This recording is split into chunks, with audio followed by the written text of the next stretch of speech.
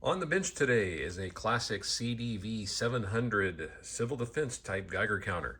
I bought this probably about 18 years ago, maybe 20 years ago, and obviously it was surplus from old fallout shelters that were put in place by the U.S. government where they stocked with a whole bunch of civil defense supplies. These things kind of hit the surplus market. I kind of remember them being marketed heavily prior to Y2K.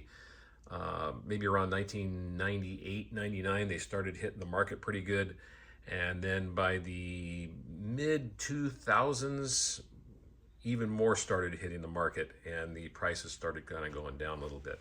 So I think I bought this thing for about $75 and it didn't have any major issues. The only issue it really did have was some corrosion on the battery terminals, and I just took some Scotch-Brite to them and got them cleaned up, and everything started working pretty good right after that. In fact, as it sits right now, I will show you with this exempt source.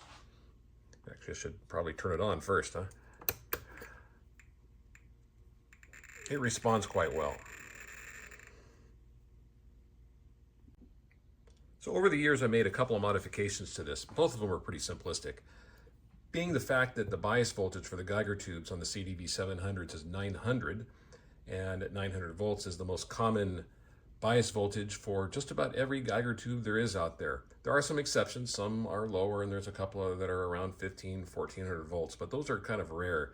So I was able to run a pancake with this type of detector and a couple other more sensitive detectors. I think the 6306 bismuth tube, if I'm not mistaken on the number, and obviously a 1B85 would work perfectly fine. I've ran pretty much everything on this, so there's no issues with that.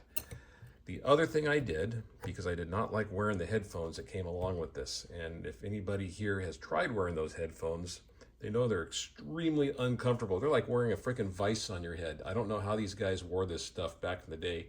In fact, even ham radio operators would wear those types of things back in the 1940s and 30s for hours, and I just don't see how you can have those clamps on your head for much longer than just a few minutes. Anyway, so what I did was I got this from a enthusiast, one of the Geiger counter groups on the Facebook, who were making these speaker units that just screw into the headphone jack.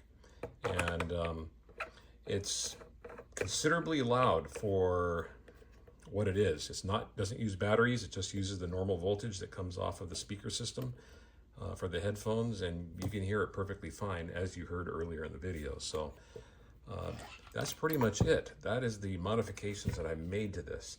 Now, before I conclude the video, I do want to point out a couple of things that's important before I close. Okay, so you can see I opened it up, and what I want to point out is that this is a 2 D-cell battery version.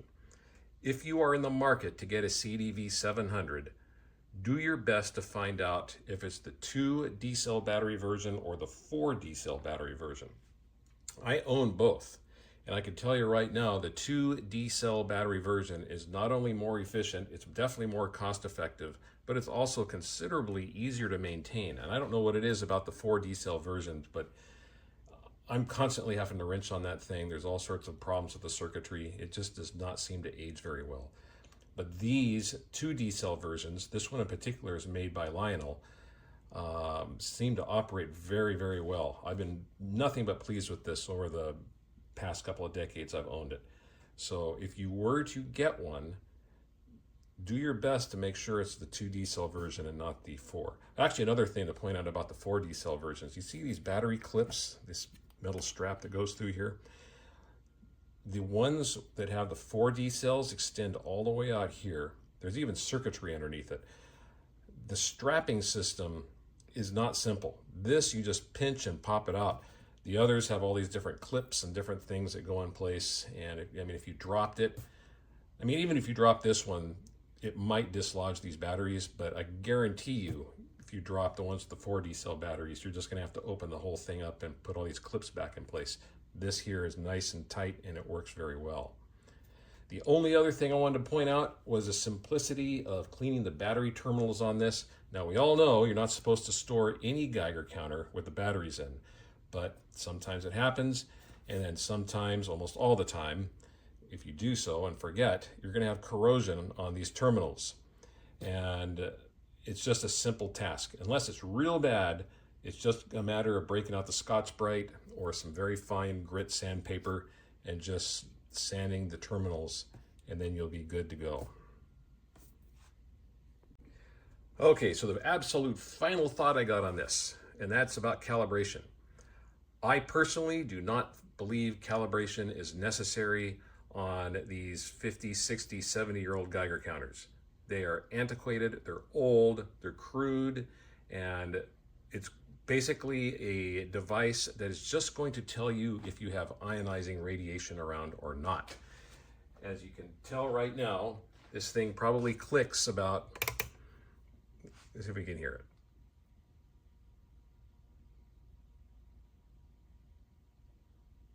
Not very often. Background radiation is pretty darn slow on this. There's one. So if you get anything above that, like this, you can see you start getting close. It's going to register, okay?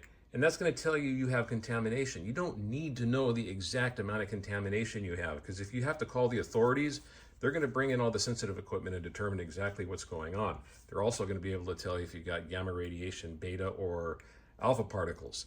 This is good at identifying gamma radiation, or in this case with the shield open, gamma and beta radiation. It's not too good at identifying alpha particles because they travel such a short distance. You'd almost have to have alpha particles or an emitter pressed right up against the tube itself in order for it to identify any. But in this case, you just don't need these things calibrated. And the other problem is, you will really want to spend several $100s, not including shipping, to get this thing calibrated. It's just not worth it. You can buy brand new Geiger counters now, digital ones, that are going to give you extremely accurate readings for less than the cost of calibration. So that's my thought on calibration. All right, if you like this video and you want to see more, please subscribe. And I do have a lot more coming up. I've got an entire shop here filled up with old equipment that I've not even talked about yet. I've got all those nucleonics magazines that I'm going to start discussing, all the crazy stuff that are in it from the 1950s and 1940s. And I've got some stuff over here on the right-hand side left over from my particle accelerator and nuclear fuser projects that I need to talk about, and just a whole host of stuff. So videos are going to keep coming. And with that being said, I'll see you on the next one.